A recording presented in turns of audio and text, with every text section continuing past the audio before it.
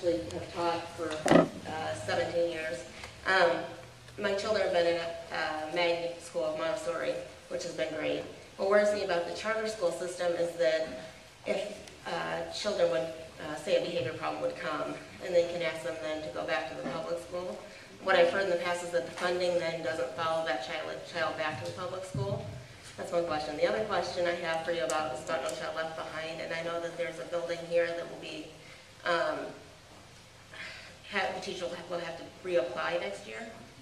And is there something coming? It's a fabulous school. They have the Deaf Ed program, and they do wonderful things there. What worries me is that this is going to come a little bit too late for those schools that are under the No Child Left Behind from before.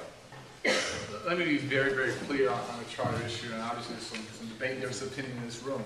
Charter schools are public schools. They're public school children, public school tax dollars accountable to us. For charters to be successful, a couple things have to happen. There has to be a very high bar to entry. This can't be let 1,000 flowers bloom. I think the chance to educate children is a sacred, sacred obligation, and you have to pick the best of the best to do that.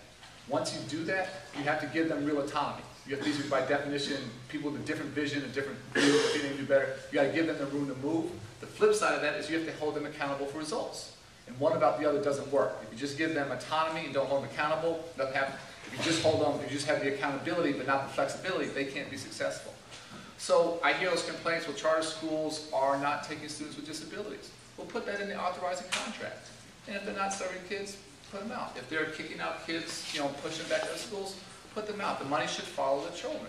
What I've seen where charter schools are successful is waiting lists of thousands of parents. And I think we have a job to listen to parents. And if there's a demand there, what I always said in Chicago is the day parents stop looking for this option, we won't do it anymore. But when you see a desperate need, you have to try and meet that. Again, we just need more good schools.